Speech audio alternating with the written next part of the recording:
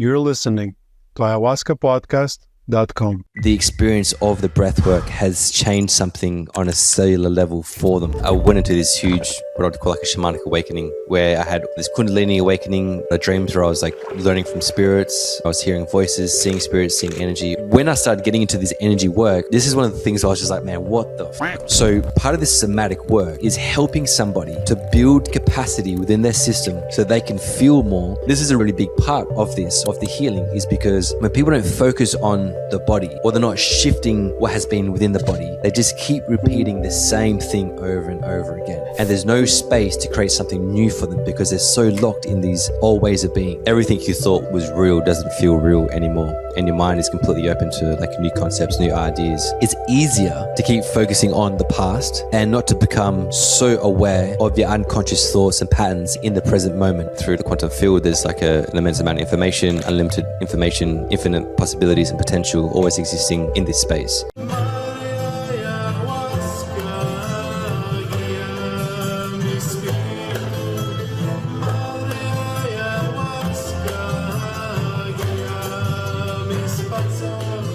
Hi guys, and welcome to Ayahuasca Podcast. As always, we do the host Sam Believ, and today I'm having a conversation with Tim Morrison.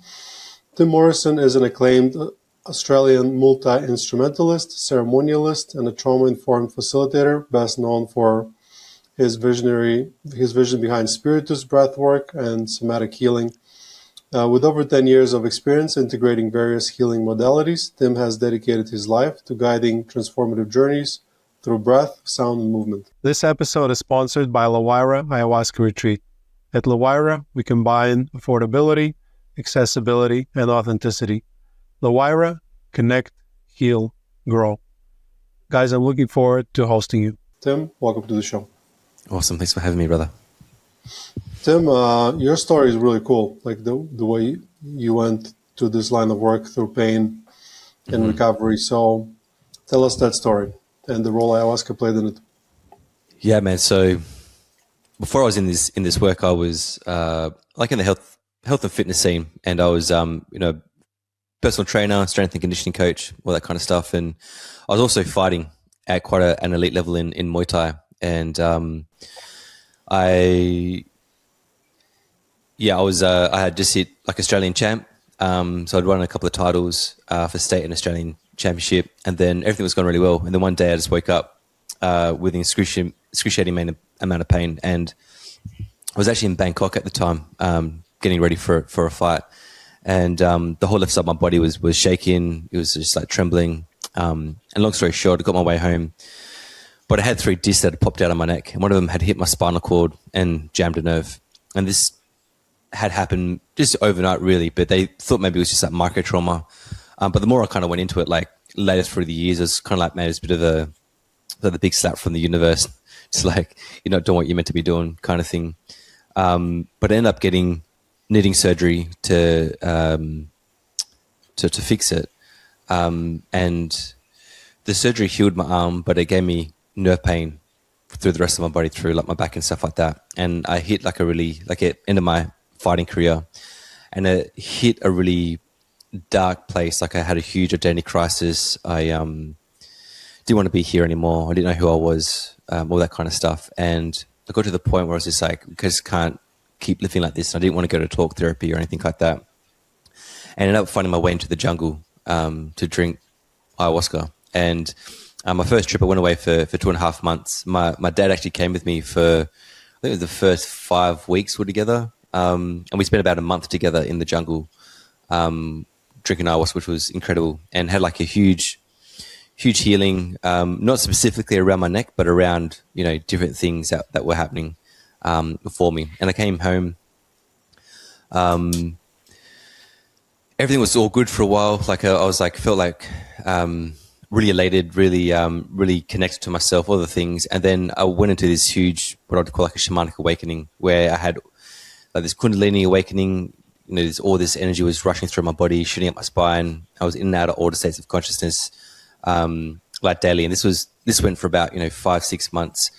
I was having dreams where I was like learning from spirits. I was hearing voices, seeing spirits, seeing energy, all that kind of stuff. Man, I was just completely like really blown wide open with it all.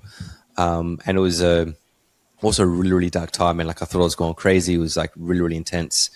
And my mum is a really amazing healer, and she went through something similar around the same age. So she really helped guide me through that period. And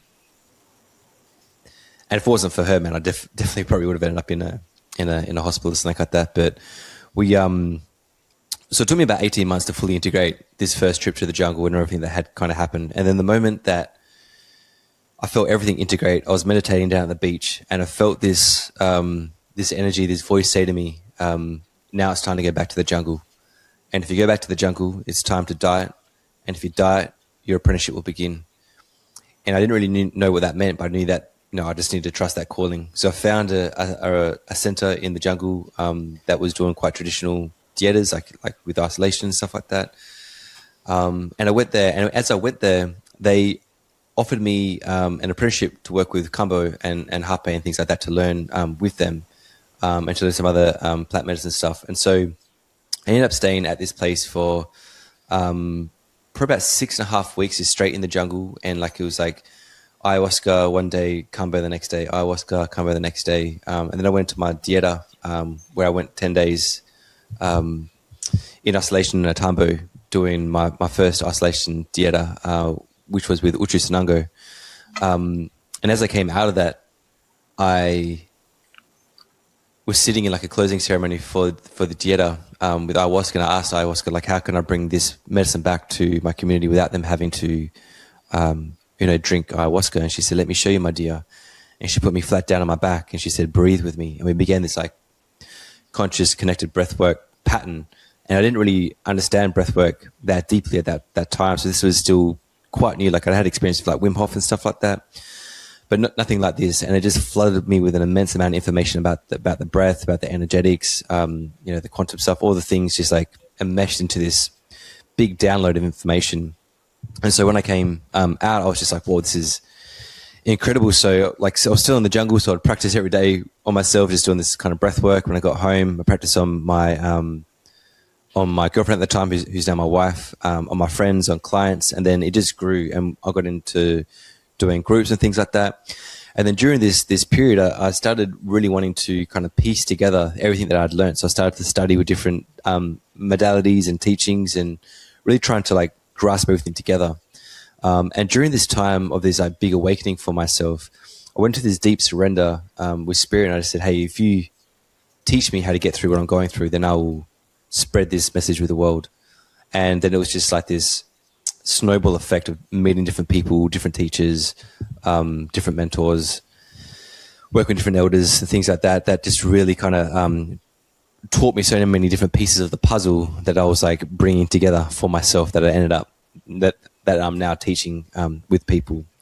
And so this this style of breathwork that I teach is called Spiritus Breathwork, but it's a style of conscious connected breathwork, but it's like trauma informed. It's like, energetic sensitive. It takes into account like the somatic level, the emotional level, the mental, shamanic, energetic, and the quantum level, all kind of like brought in together to create this experience for people, to help them heal, transform, evolve, and not just like look at the things that they want to heal in their lives, but what are they wanting to create as well, like to step into a new vision for themselves as well. So yeah, that's a short kind of intro into how I got here.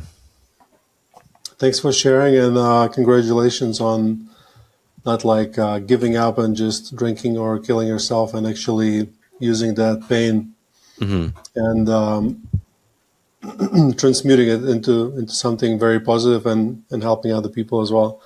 I mean, your story is definitely probably scares a lot of people to drink ayahuasca, because they think like, oh, I'm going to drink and I'm going to get this shamanic awakening, and of course it sounds scary. I don't think it's that common, except for people that are on that path. But you describe your mother going through something similar.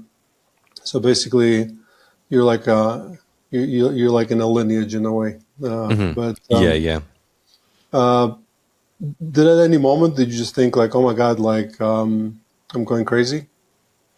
Yeah, man, there was definitely times during it when I was like, man, I've lost my mind. I'm going crazy. Like, yeah. And there was lots of like moments of like destabilization, not knowing who I was, and like a lot of fragmentation as well. And so a lot of the journey was like getting stable to bring it all together, to integrate it.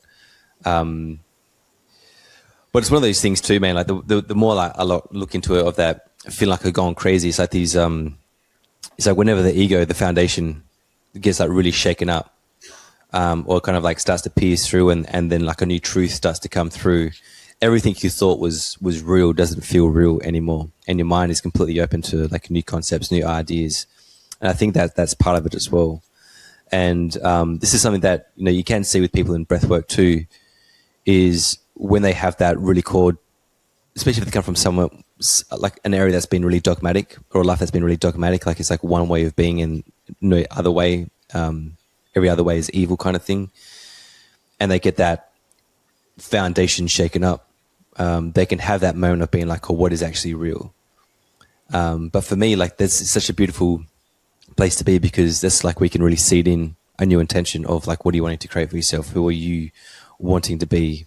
And not having to like fall by the wayside of the old self, of how you once were before.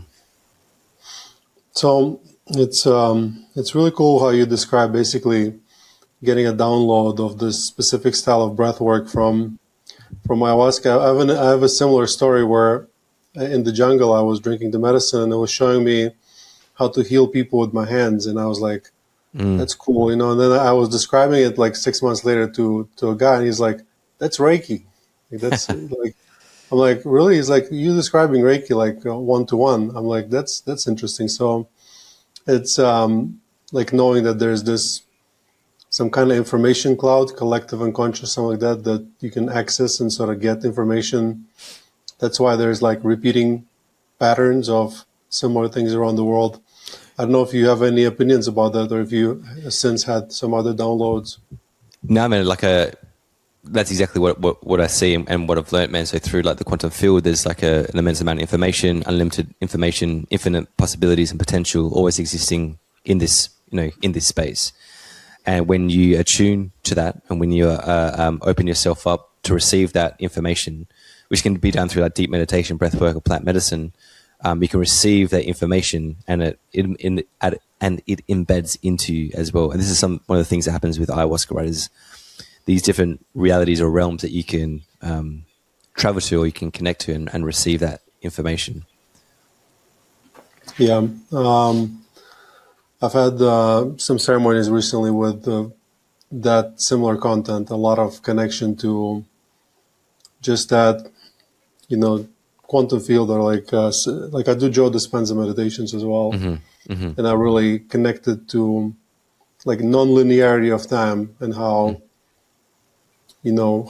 manifesting works as well on like a deeper level. So ayahuasca is definitely like very fast way to access those states. So for people who have never really done breath work, describe how is it different, those non-ordinary states that you can access through ayahuasca or through breath work.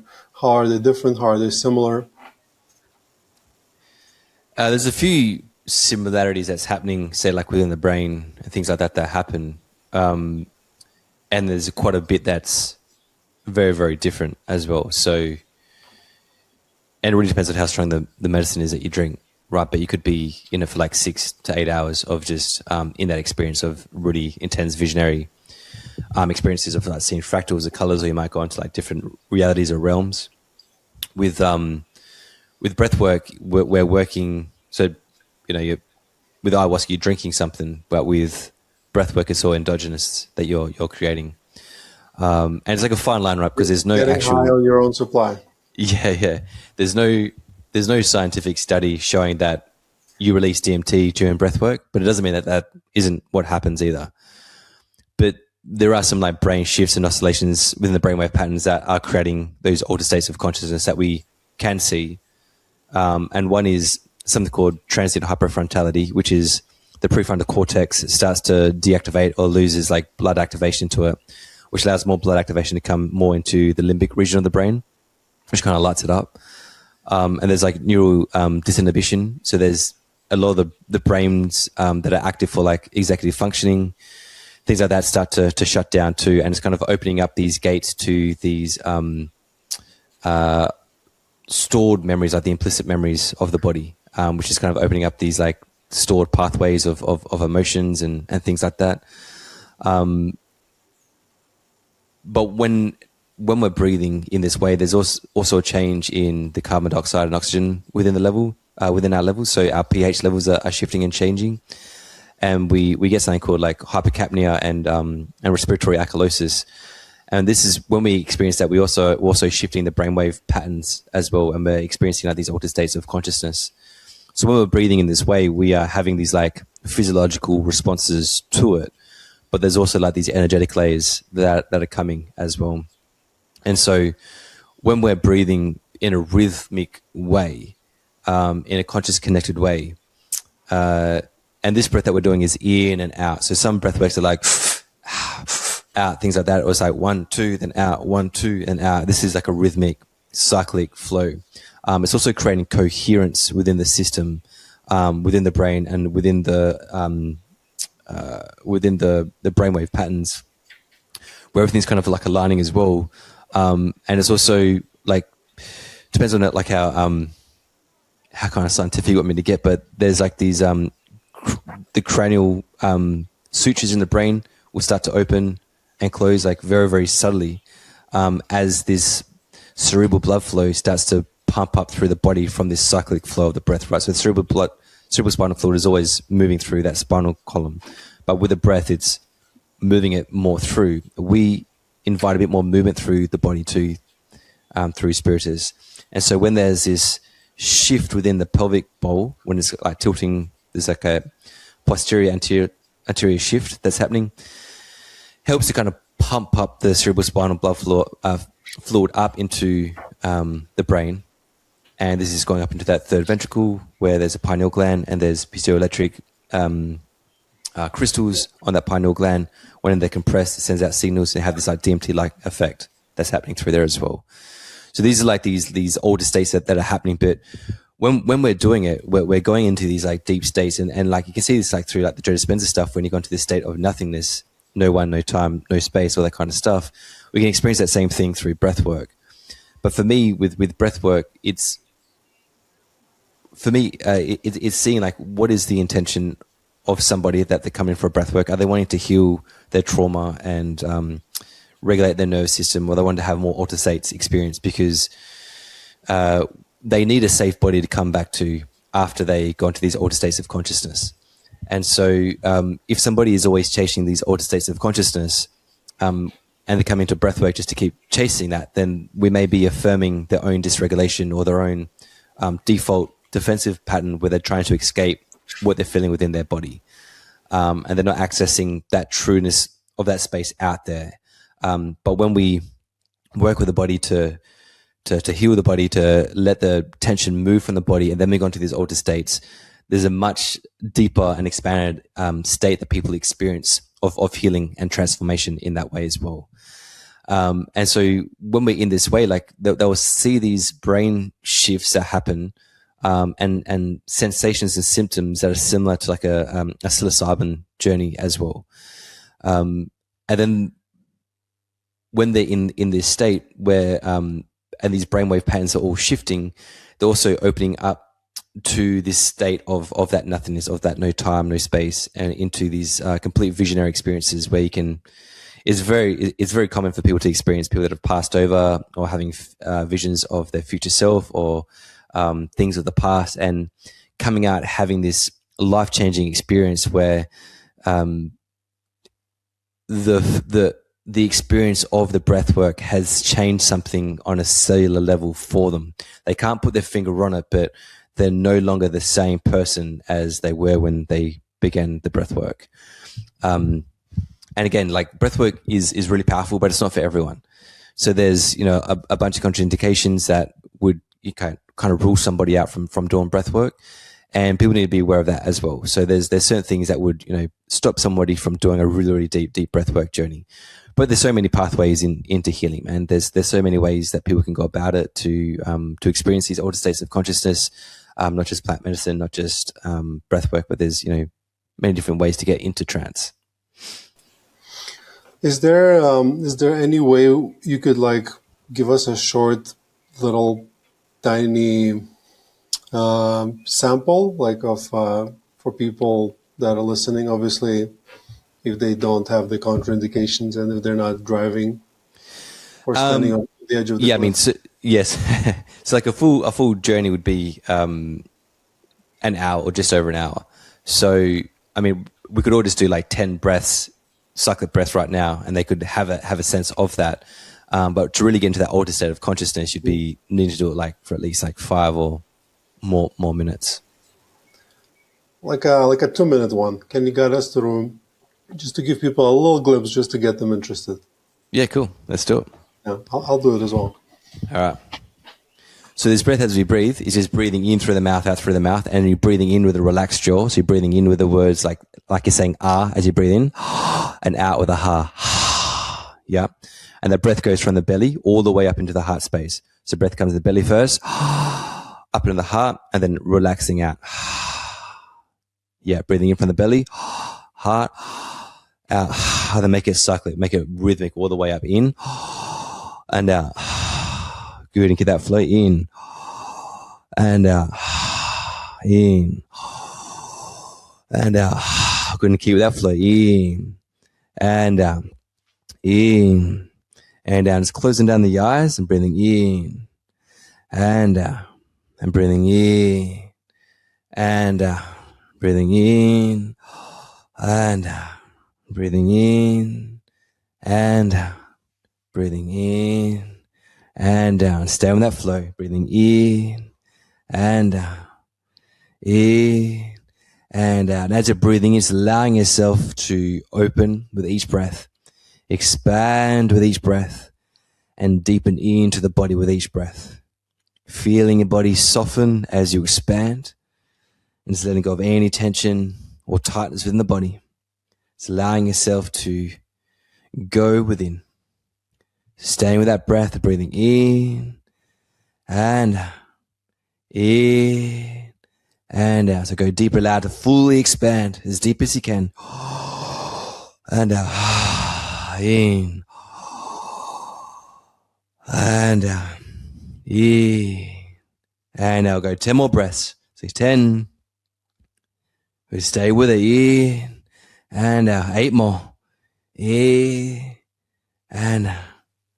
In and out, in and out. Last 5. In and out, in and out, in and out. Last 2. In and out. 1 more. Breathing all the way in and out.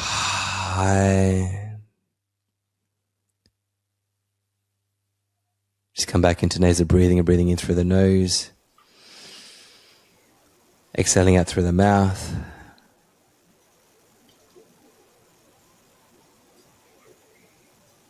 It might have started to feel, just say with that breath of breathing in through the nose before, out the mouth for 8, just to slow the system down. But you might have started to feel your body start to get tingly, start to feel a bit lightheaded, or a little bit dizzy, or even elevated. And it's really easy to shift our state using our breath. And so when we look at using the breath, we look at using the breath, one, as this therapeutic way of using as a form of healing, of transformation, evolution, helping the nervous system discharge all of the stored survival stress, which isn't meant to be these long breathwork sessions aren't meant to be done daily. You can do them daily for a week as an intensive, but you wouldn't want to be doing them all the time. And then we're looking at corrective breathing through functional breathing, where we're learning how to breathe in an optimal way that is there for vitality and things like that. It's really nice. So I definitely felt different, changed my state a little bit more relaxed now, more embodied. And it's what you say, right? It's like this you can shift your state literally by just breathing for 2 minutes. And I think it's something Wim Hof talks about. It's like if you you might be super anxious or depressed, and you might like do something that you regret, but like just remember that just 2 minutes away from you is always that different state that you can access. I think it's really cool for people to know and practice. For me, when I was trying to meditate, I could never meditate. I was like, my mind would always be. But then I tried doing like a couple sets of those like 40 breaths and then holding your breath and then trying to meditate. And it's like, you can do it. So what are your thoughts on that? Yeah, I mean, it's one of those ways to really quiet down the monkey mind really quickly. So for people that do find it hard to meditate, you can do, 10, 20 breaths and then take a deep breath in, hold it, exhale all the way out and hold it. Do that a couple of times. Some people just need it once. You might need to do it a couple of times, but it starts to really quiet down that monkey mind, and you can drop into that space really, really easy. But the thing for me, man, is figuring out why it's hard for somebody to meditate from that point. So if we're needing the breath to get into it, then there's a reason why the mind isn't able to focus. So we need to like address that part as well. Not to say that you can't do the breath before the meditation, but why is the reason that you need that? Like, is it hard for you to focus? Is it hard for you to find that place of presence? Because these are all tools of bringing us back to ourselves, right? So if we're not always using them as tools, but more as crutches, and that becomes more of an issue, right? We're starting to just reaffirm the same dysregulation or default mechanisms that we're trying to break through from as well. But I mean, there's other ways of doing the breath too, man. Of like when you like your focus is to go really deep into a meditation, where say like take Joe Dispenza meditations. So at the start, he will do he'll do like heart coherence first, breathing with the heart coherence, and then he'll go into drawing up energy from the base up into squeezing all the way up and shooting it up into the pineal gland and exhaling it out, and then coming sometimes into heart brain coherence and then into a deep meditation. And that's like, if that's the intention, then that's like powerful for it. So for me, it's always like, what's the intention for it, right? Like if that is part of what the work is, then that's what it is. But if we're doing it because we can't access it in any other ways, then maybe there's an edge for us to work in that way as well. But the breath is an amazing way to drop people really, really quickly into a meditation. And again, it's like it's changing brainwave patterns, and it's shutting down. So for example, a lot of people could be like highly stressed, and they don't know that they're highly stressed. They live in that life for so long that they believe it to be true. Like, this is just normal. I'm always like hyper vigilant. I'm always looking around. I can never sit still. I'm always like hyper focused, things like this. So they're like, oh, this is just normal for me. I'm always go. And then they don't actually realize that their brain is probably acting from what we would call survival brain, where it's like this protective mechanism. So we could like look at the brain really basically through two primary functions. One's like this learning, thinking brain, which is all about being open, being connected. I can understand, like compassionate. I can take in new information. And this is like what you'd call, like, if you're looking through polyvagal, like in that ventral vagal state. Then we have like the survival brain, which is when we're very much in like a protective mechanism and defensive mechanism. And most people are in that. And the survival brain will always trump this learning or thinking brain, right? It always trumps it because survival comes first for us as a built-in mechanism. So people can be living in the survival brain all the time, not realizing that they're always operating from there. And then the simple act of breathing, say they want to do a meditation, they can't meditate because their body may be always trying to detect a threat. So then they're not thinking it, but their body is picking up signals and cues from their environment that they can't go inwards because they don't feel safe within the body. And then the simple act of like breathing or doing some form of breath work, which helps to soften those defenses and helps them to regulate and come back into their center. Now they're open. Now they're able to connect. And this is one of the things that the heart brain coherence does, or breathing in that way, doing a heart-brain coherent meditation is getting you into that state. Now I'm open to receive. And so this is what that breath can do, is to help shift us into that state. Now we're in this meditative state where I'm open. You can't drop into a meditative state if you're in this survival or protective mechanism. The body will just kind of grip on more. And this is one of the things that we look at when we're doing breath work through Spiritus, is like pacing the breath and working with someone based on their individual needs, of especially their capacity of what they can do, what they can handle, and not trying to force a release. And so this is the thing that you can see with like catharsis and breath work. Catharsis on one end can be very somewhat damaging or fragmenting for some people, but really healing for other people. And there's a few things for this. Like when it comes from force, when you're trying to force somebody into it and the body's not ready, prepared, then it can be that fragmentation, right? It may look really cool on social media, but it'll be really hard for them to integrate. Versus somebody being really open and softening, and then the catharsis comes from this discharge of immobilized or frozen energy that's now moving through the system, and now it's coming out in this big cathartic way. That's really healing for somebody, because their energy is needing to move somewhere, and the body is ready, is open, and it's not gripping on through that release. And so this is like kind of like what we look at with breath work in that way. This episode is sponsored by Lawaira Ayahuasca Retreat. Most of you know Lawaira if you've been listening to this podcast for a while. Some of you might have already been to Lawaira before. For those who don't know us yet, we started Lawaira 4 years ago. At Lawaira, we combine authenticity, accessibility, and affordability. Lawaira is currently highest rated ayahuasca retreat in South America, with more than 700 5-star reviews and an average rating of 5 stars. If you come to Lawaira, you'll experience powerful, authentic ceremonies led by our indigenous shaman, Fernando, in a very beautiful venue just 1 hour south of Medellin, Colombia. We're surrounded by nature and have comforts like hot water, Wi-Fi. At Lawaira, our team has guided more than 2,500 people through this life-changing transformation of ayahuasca experience. At the same time, we keep it very affordable. So whether you're coming for healing, clarity, or a deeper connection to yourself, Lawaira is the best choice. If it is your first time drinking ayahuasca, you will love our 3.5-hour preparation course and integration support. All of that is included in price, as well as pickup from Medellin, accommodation, and ayahuasca. Visit lawaira.com to book your retreat or learn more. Lawaira, connect, heal, grow. LAWAYRA.com.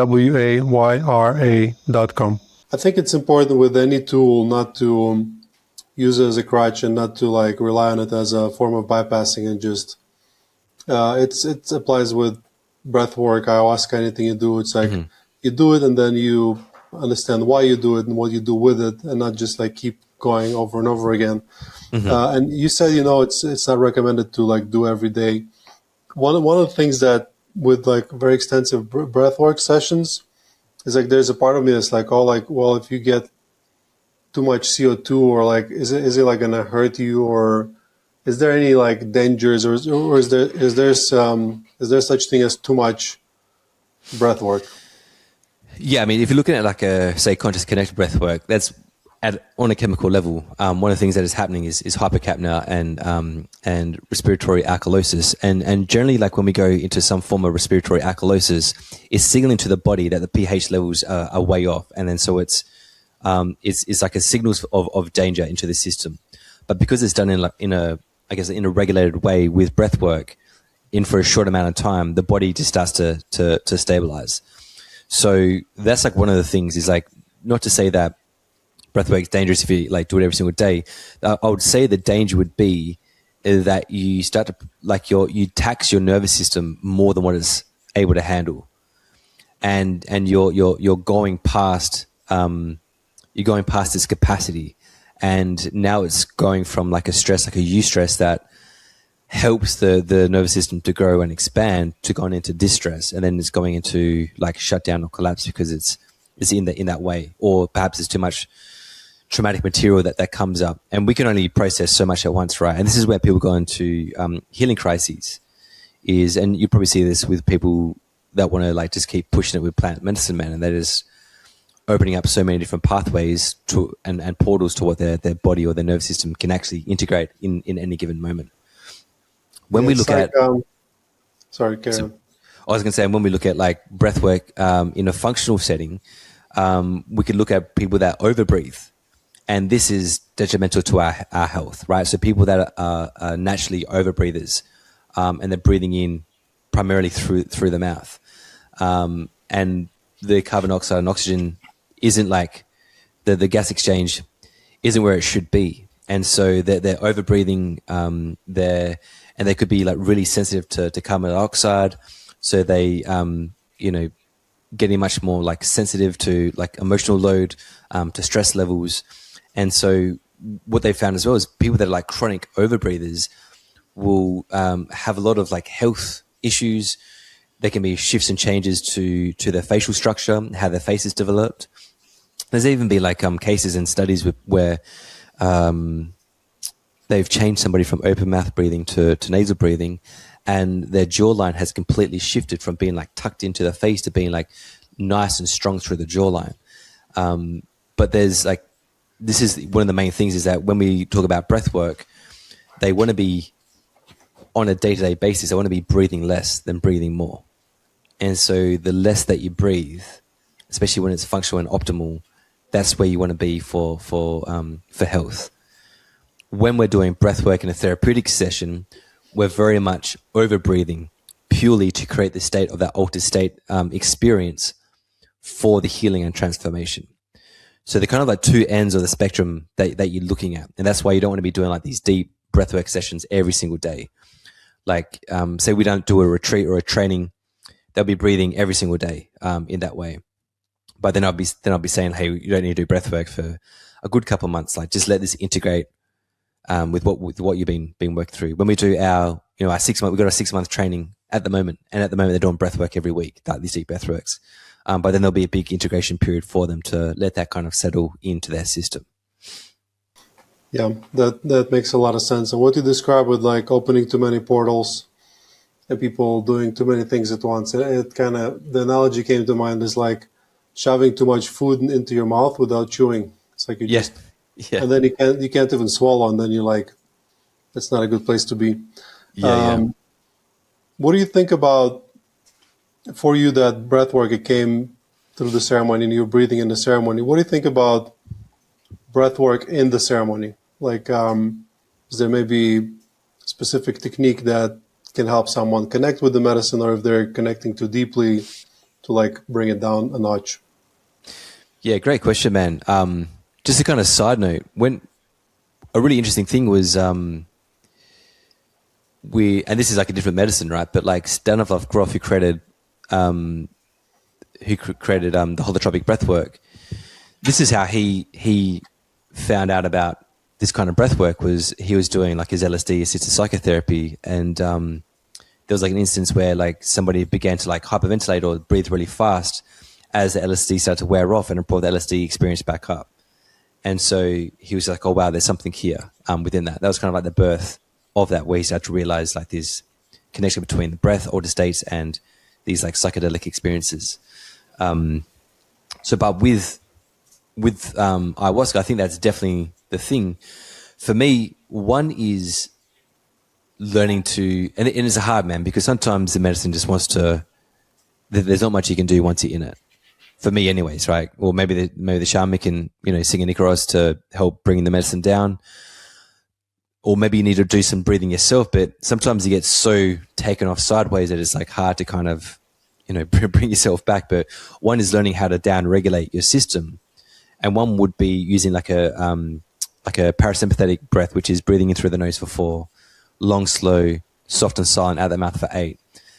Some people can't exhale for 8, which is fine. Just do 6 seconds. But doing that is helping to shift out of a sympathetic state into a parasympathetic. Some people need a slight pause between the inhale and the exhale. And that will like, so if there's a lot of energy in the system, that can help to like settle it down or to breathe it down. Or doing a box breathing breath, which is breathing in for 4, holding the breath for 4, exhale for 4, hold for 4, and you just repeat that through. And that's creating some stability, some some like coherence within the system as well. And you can do that between like 4 to 6 seconds.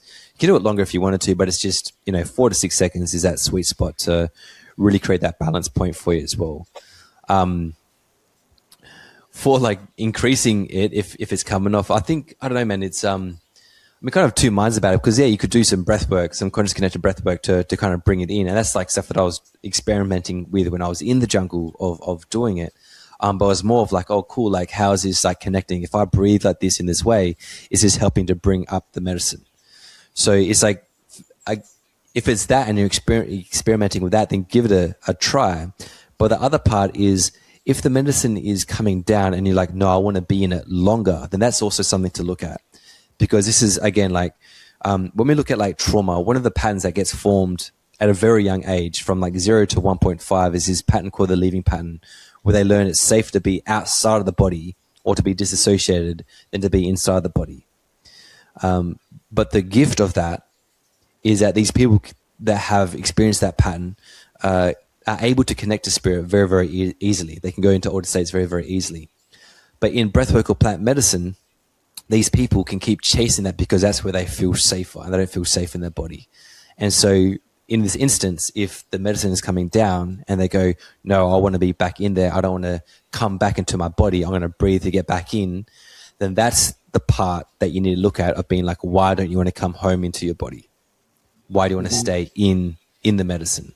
And this is something, again, that we address in breathwork, because this happens for people in a breathwork session. They will be really deep, they've gone really altered, they're in like this big space where they feel like they're back home in that spirit world, where they feel like an immense amount of love and connection and no other issues or problems around them. And then it's time to come home back into their body, and they don't want to come back, and they will resist to come back into their body. And that's the pattern where you're like, all right, cool. So this is that leaving pattern playing out right now. And that's what needs to be addressed. So yeah, that's kind of my thoughts on that. You talk about, being out of the body, in the body. Obviously, I think in your practice, there's a lot of somatic focus, like bringing people back into their body. Can you talk about this? Like, what does it mean? And what is the practice like? Cool. So for me, man, it's all about building capacity, right? So having capacity to feel. So if we look at, there's a something called like a window of tolerance, right? And a window of tolerance is pretty much everything that we can tolerate in any given moment. And our nervous system will fluctuate. So our sympathetic will go up and down, our parasympathetic will go up and down, engage, disengage. Within this window of tolerance, we're able to experience life, we're able to feel emotions or feel like a trigger without defaulting into an old default way of being. Outside of this window of tolerance, if we're up, we're in this hyper aroused state where we can get into panic, anxiety.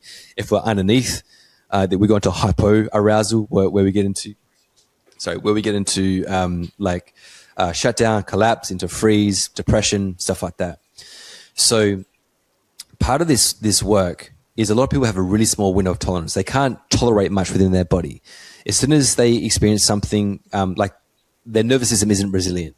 There's no flexibility. It's very, very short and very reactive. So something small happens, or they get a text, or, there's a huge population in the world right now that will find any reason to be triggered or offended by something, right? And so when we don't have capacity, we don't have understanding for other ways of being, other worldviews, or how somebody else thinks. It's always very much like self-centric. This is how I am. So part of this somatic work is helping somebody to build capacity within their system so they can feel more, they can be present with more without defaulting into these old survival ways of thoughts or behaviors or coping mechanisms. And this is a really, really big part of this, of the healing, is because when people don't focus on the body, or they're not shifting what has been within the body, they just keep repeating the same thing over and over and over again. And there's no space to create something new for them because they're so locked in these old ways of being. So this somatic work, when I'm talking about doing the breath and we're breathing, we're connecting to the body, part of that is to help them to be able to stay present with sensations as they arise within the system. When we breathe in a conscious connected way, our sensitivity to sensations increase. So we want to be able to stay present with what is happening without disassociating, without trying to tense up or become rigid again. And this is where we need to bring in things like titration, where we're slowly building up that amount of sensation in the system, or some pendulation where they're moving between that tension or discomfort to a place that feels safe within the body, and helping them to feel that within their body. And this is allowing people to be more of themselves, to have more aliveness in their system. And so for me, it's always about, how do you know when the work is working for you? And so things that we do within a breathwork session needs to transfer into their waking life, into their actual life. So if people are like, and this is something that I saw like early on when I was doing a lot of work in this like kind of like neo-tantric field. It was very, very about emotional expression and catharsis, not a huge amount about containment. And the same people were coming back, doing the same, repeating the same things, releasing exactly the same every single month. And I was like, why are they like, what's not shifting for them? Like, let's get curious about this. Like, is this work actually working? They need to keep on doing the same thing. And this is when I started to learn about, like trauma loops, like cycling emotions, all this kind of stuff. And people can get stuck in this identity of this is how you heal, right? Rather than focusing on like, I've done the work and now I'm here to live my life, right? Now, how do I want to live my life? What do I want to do? What do I want to create? The relationship I want to call in. Where do I want to live? Like, what do I want to experience on this earth?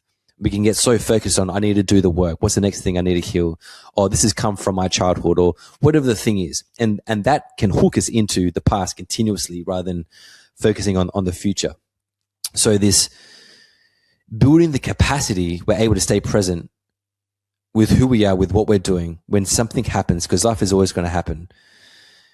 Do we get triggered to a point where we disassociate, or we shout, or get into aggression or rage? Or are we able to stay present with what it is and address the situation and figure it out rather than, defaulting back? And for me, that's a real big piece for people, because a lot of people will want to come and do, and this isn't to say people who don't have big breathwork sessions when they're feeling in their body.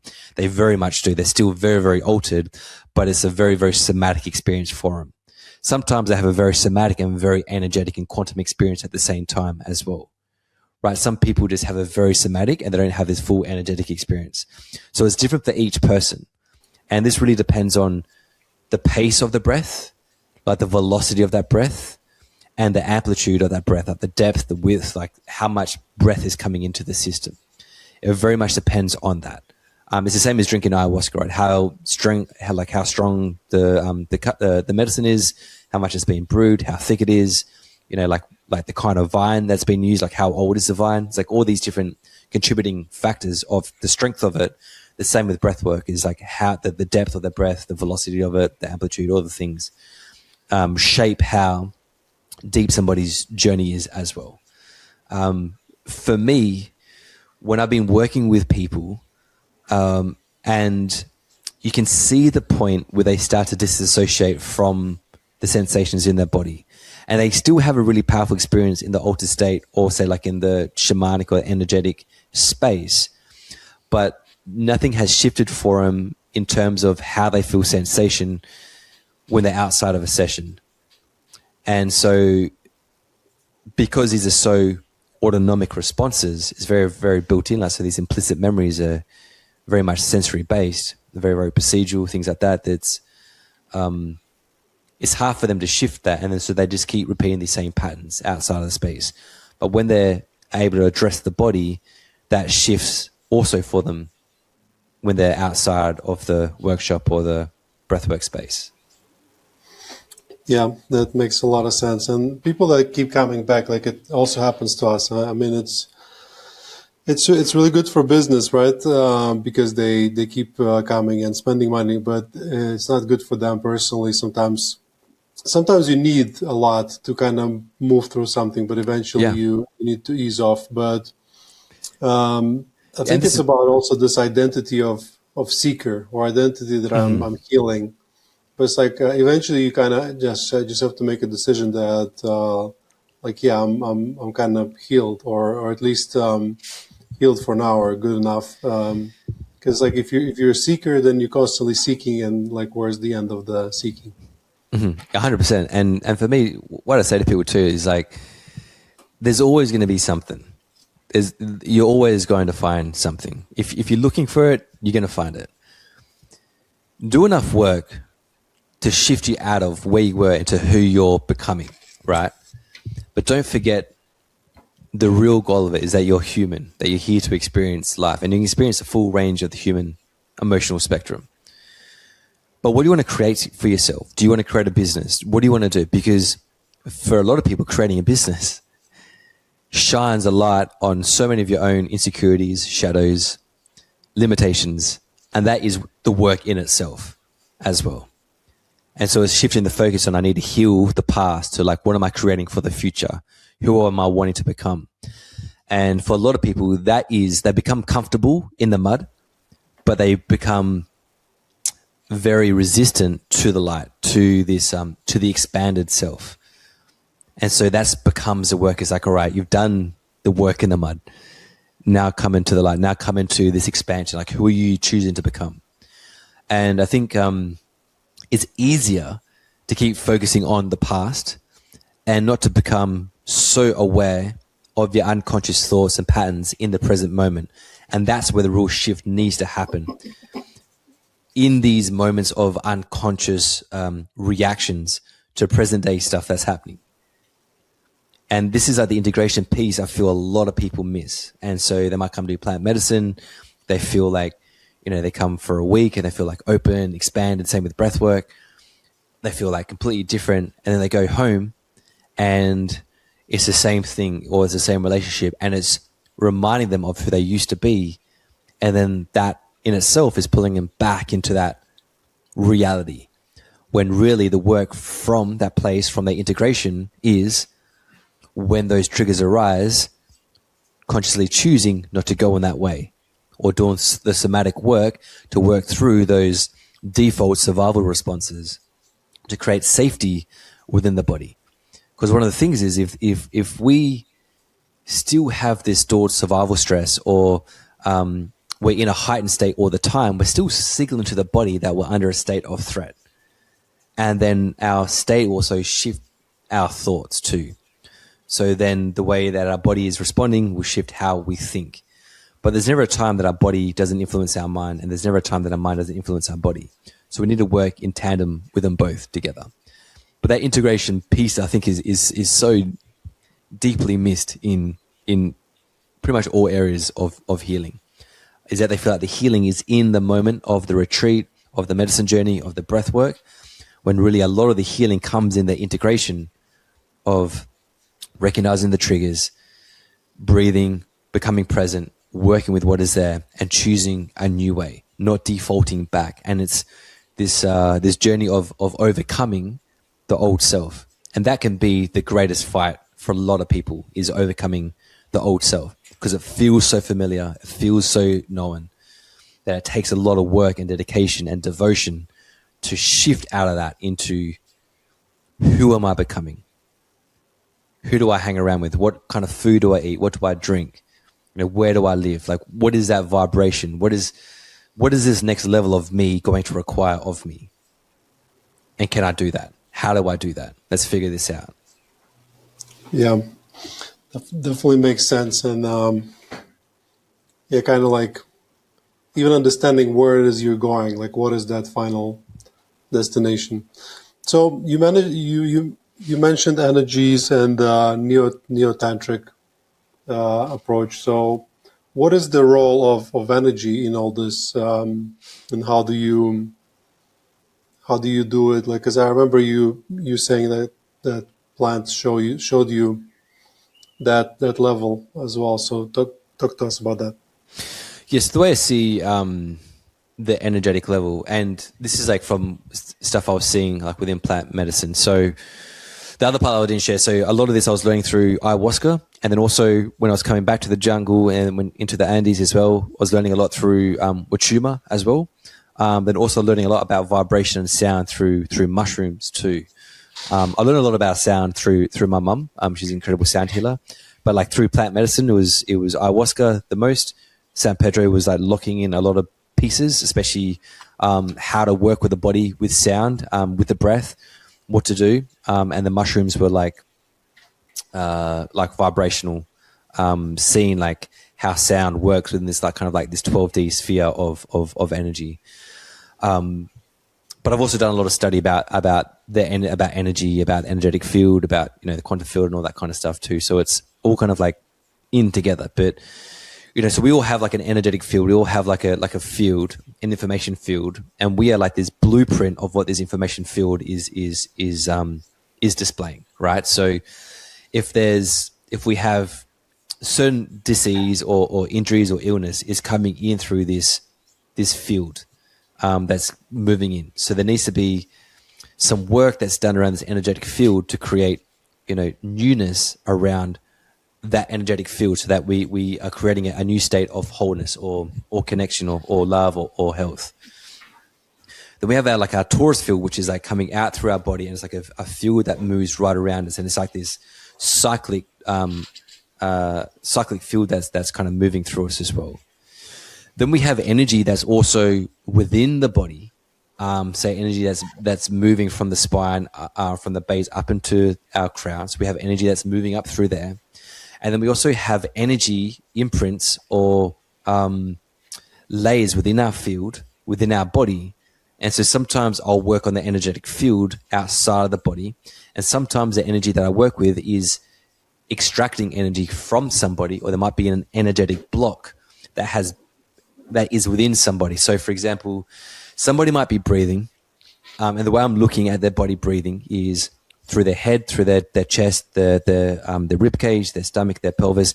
How is that moving? Where is the energy stuck? Where isn't there a flow of energy moving through? And so, for example, they might be breathing and there's their base is moving, the ribs are a little bit moving, but their head isn't moving. So there's some energetic block between like their heart space and their crown. And so I'll feel in, and then I'll feel where the energetic block is. And this energetic block can come from, for example, there might be somebody that has always closed down their throat, haven't said what they wanted to say. It might have just come from them bracing around emotional expression or whatever. And then I'll find the energy within them, and then I'll extract it or just kind of like pull it out or twist it, pull it out, and that will open it up. And then their body will start to move in this way where there's now an energetic flow moving through.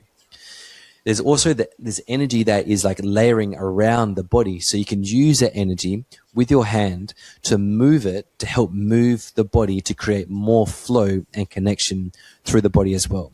So we're looking within the body to see where there is connection, where is there disconnection, where do we need to breathe into or move into, connect into, to allow this body to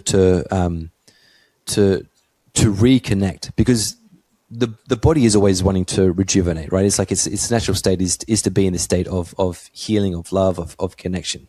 So the body is wanting to get back into that, but we're looking at how do we get that body back into that alignment? Like what is needed within that way as well.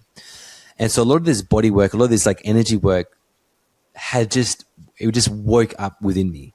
And when I went back so after I'd woken up within me, I went back to the jungle, and I worked with a different teacher, and she got me to diet this plant called Swelter Consuelta. And she was like, this is going to help you further your knowledge with healing with your hands. And I had an incredible journey, like where I was seeing like the plant like move out of my hand and how to do kind of things with my hand as well. It was absolutely wild. But yeah, that's what I'm looking at when I'm working with the energetic field as well. And sometimes there's also like, one of the things I've seen with people is either, and this has happened within breathwork sessions, that haven't been held by another facilitator, and also people that have gone to plant medicine retreats that haven't, they've been opened up but not worked with correctly. They've had like entities attached to them in session, and this takes like another layer of work to extract the entities that have attached to them. And then these entities that have attached to them are causing pain, they're causing psychological issues. And then once they've gone, they're no longer feeling that energy in their body, or they feel completely different within that as well. And when I started getting into this energy work, this is one of the things I was just like, man, what the fuck? This is wild, man. And it was one of these ones where it's happened so many times that it that it's just true. Like it can't be anything else other than what I'm experiencing as well. So yeah, that's how kind of view the energy of it as well. And so we can increase our own energetic amplitude as well. So some people have a really weak energetic field, and this is like why they might get injured easier, or they might feel fatigued all the time. Just have like a really weak energetic amplitude, a really weak energetic field. But we can build up that energetic field. We can put more energy into it. So then we actually become stronger energetically. And it's less likely for things to enter into our field because we already have this like strong energetic field. And one of the best ways for this is purely just through heart coherence, man, is building up that heart coherent field, that energetic field. Is I would say like lately that's been like the best one I've seen or used to build up that energy field. Yeah, I mean, there's all kinds of weird and interesting things when you go to those levels, and I've seen some bizarre stuff as well. But that's why it's important to work with a shaman, with a plant medicine skilled shaman, or in your case, skilled facilitator, someone who knows, like, if he's opening up to something, they understand how to close you back, and like if your soul leaves your body and goes somewhere, to like how to bring it back. So you mentioned sound, and you're a musician. So there'll be a last question. So what is the importance of sound? What is the importance of sound in ayahuasca ceremony or a breathwork session? In the way we can look at sound is sound has its own vibration, it has its own intelligence. We can use sound as like healing, where it's like where we're using the vibrations to shift the state or the energetic field, or where there's like incoherence or maybe some destabilized energy, to like say like with a singing bowl to bring that back into alignment.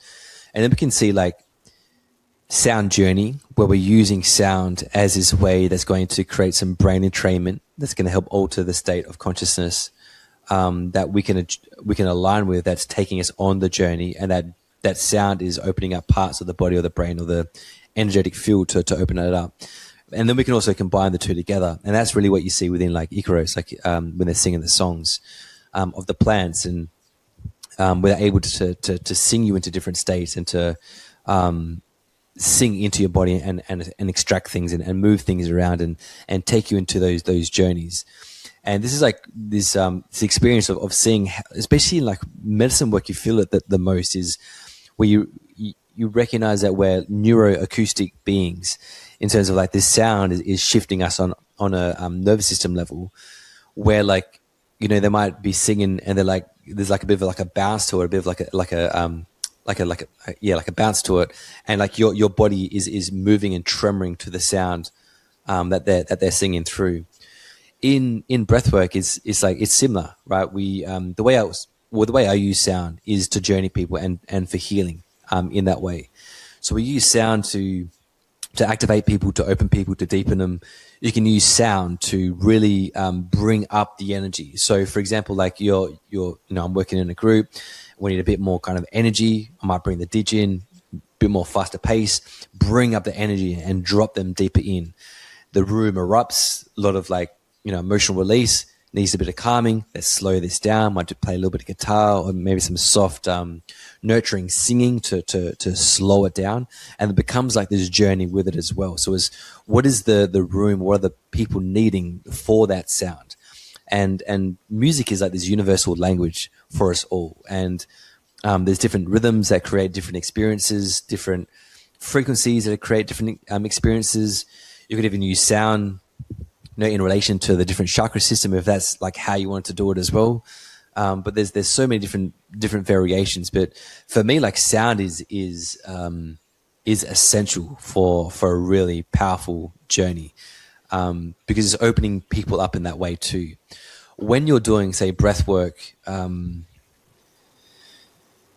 you're just using Spotify, then you're like needing to really understand the music that you're doing. What are the words? that are being sung or spoken in that song, and how is that impacting somebody as well, and what's the energy or the intention behind that song, because that's also what they're receiving as well.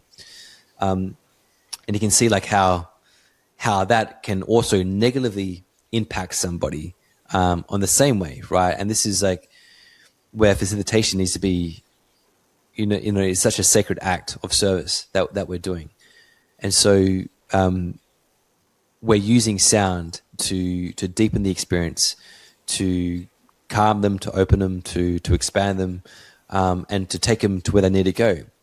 The sound can also create the empty space that's required to drop them deeper into their experience, so they feel engulfed by the sound. So then they're within the frequency of the sound, and they're no longer in the space. Does that make sense? So they're like, the sound is filling up the container for them, and it's also holding the space as well. Yeah.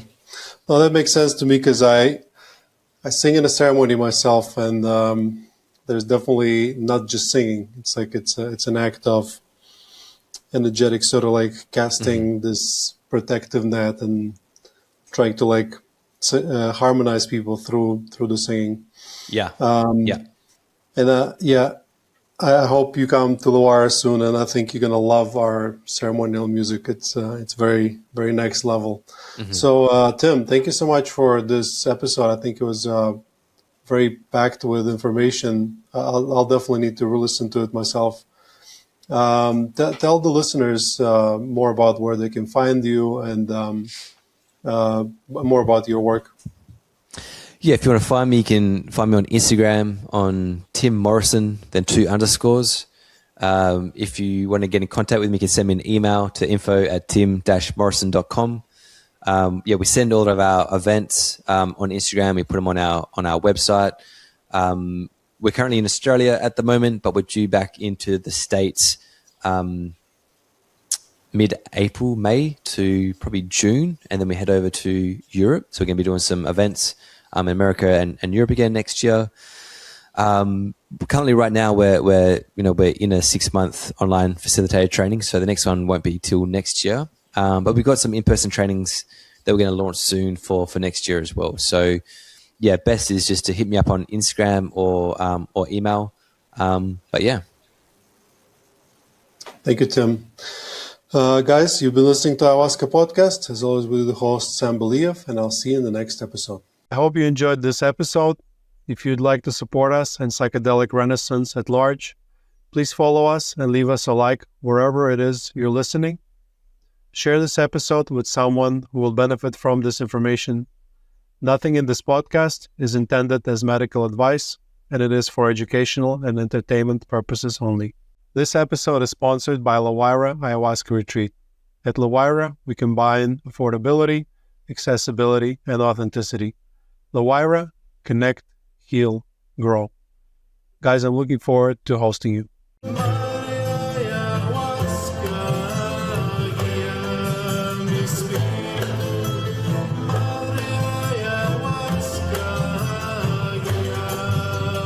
Ayahuasca,